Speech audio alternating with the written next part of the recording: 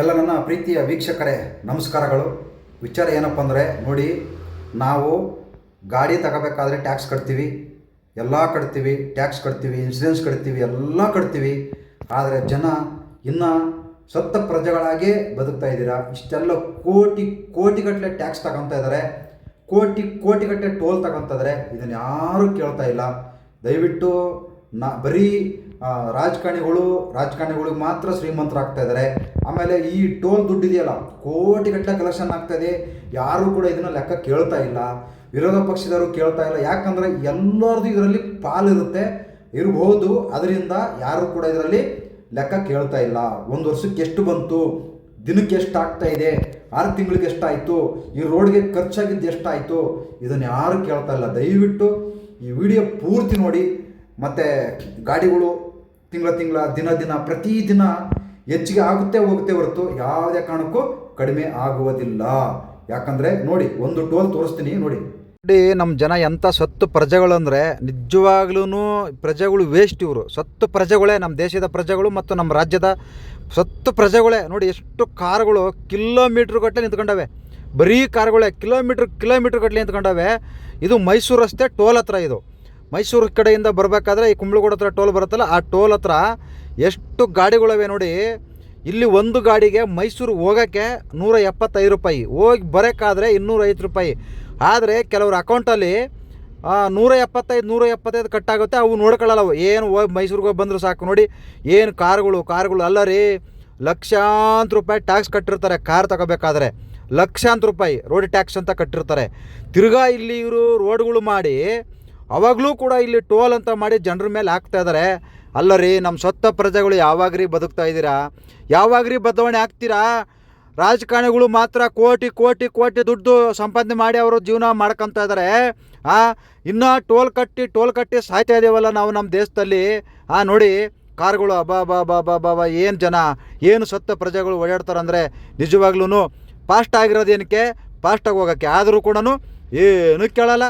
ಏನಪ್ಪ ಅಂದ್ರೆ ಅಯ್ಯೋ ಸಾಕಪ್ಪ ನಾವು ಹೆಂಗೋ, ಈ ರೀತಿ ಕಾಪಿಗಳು ಇದ್ದಾವೆ.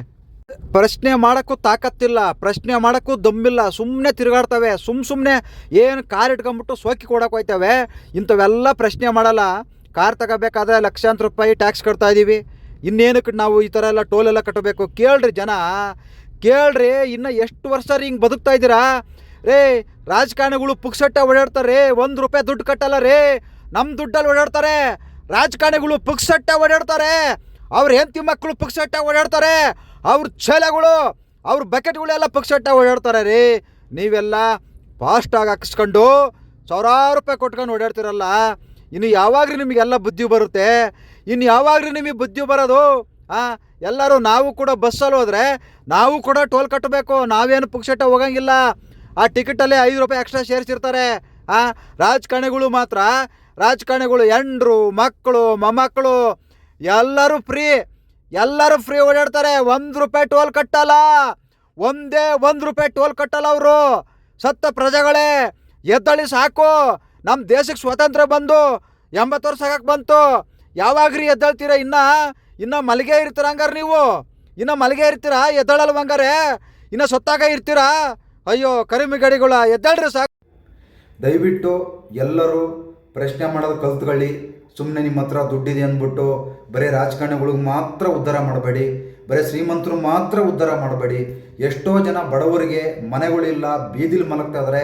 ನಮ್ಮ ದೇಶಕ್ಕೆ ಸ್ವಾತಂತ್ರ್ಯ ಬಂದು 80 ವರ್ಷ ಆದರೂ ಕೂಡ ನಾವಿನ್ನೂ ರೋಡಲ್ಲಿ ಮಲಗ್ತಾ ಇದ್ದೀವಿ, ಫುಟ್ಪಾತಲ್ಲಿ ಮಲಗ್ತಾ ಇದ್ದೀವಿ, ಬೀದಿಲಿ ಮಲಗ್ತಾ ಇದ್ದೀವಿ, ಕಾಡಲ್ಲಿ ಮಲಗ್ತಾ ಇದ್ದೀವಿ. ಇಷ್ಟಿದ್ರೂ ಕೂಡ ಯಾರು ಕೂಡ ಪ್ರಶ್ನೆ ಮಾಡೋದು ಕಲಿತಾ ಇಲ್ಲ. ಇವತ್ತು ಪ್ರಶ್ನೆ ಮಾಡೋಕ್ಕೆ ಹೋದವ್ರ ಮೇಲೆ ಕೇಸ್ ಹಾಕ್ತಾ ಇದ್ದಾರೆ. ಒಂಥರ ಬ್ರಿಟಿಷರಿಗಿಂತ ಭಯಂಕರ ನಮ್ಮ ಮೇಲೆ ದಬ್ಬಳಿಕೆ ಮಾಡ್ತಾ ಇದ್ದಾರೆ ಈ ನಮ್ಮ ಭಾರತ ದೇಶದ ರಾಜಕಾರಣಿಗಳು. ದಯವಿಟ್ಟು ನಾವು ಪ್ರಜೆಗಳು ಬದಲಾವಣೆ ಆಗಬೇಕು. ನೇಪಾಳಲ್ಲಿ ನೋಡಿದಿರಲ್ಲ ಯಾವ ಮಟ್ಟಕ್ಕೆ ಗಲಾಟೆ ಆಗಿದೆ. ಯಾಕಂದರೆ ಪ್ರಜೆಗಳಿಗೆ ಸರಿಯಾದ ವ್ಯವಸ್ಥೆ ಇಲ್ಲ ಅಂದರೆ ನಾವು ಎಚ್ಚೆತ್ಕೊಳ್ಬೇಕು. ಅಯ್ಯೋ ನನಗೆ ಹಾಕ್ಬೇಕಪ್ಪ ಅಂತಂದೇಳಿ ನಿಜವಾಗ್ಲೂ ಸುಮ್ಮನೆ ಕುಂತ್ಕೋಬಾರ್ದು. ಇವಾಗ ನಿಮಗಾಯಿತು, ಮುಂದಿನ ಮೊಮ್ಮಕ್ಕಳ ಪರಿಸ್ಥಿತಿ ಹೆಂಗಿರುತ್ತೆ ಅಂದರೆ ನಮಗೆ ಹಿಂಗಾಗಿದೆ, ಇನ್ನು ಅವ್ರಿಗೆ ಹೆಂಗಿರುತ್ತೆ ಅರ್ಥ ಮಾಡ್ಕೊಳ್ಳಿ, ಬದಲಾವಣೆ ಆಗಿ ಅಂತಂದೇಳಿ ಪ್ರತಿಯೊಬ್ಬರ ನಾಗರಿಕರಲ್ಲಿ ಕೇಳ್ಕೊತಿದ್ದೀನಿ. ನಮಸ್ಕಾರ. ಜೈ ಹಿಂದ್, ಜೈ ಕರ್ನಾಟಕ ಮಾತೆ.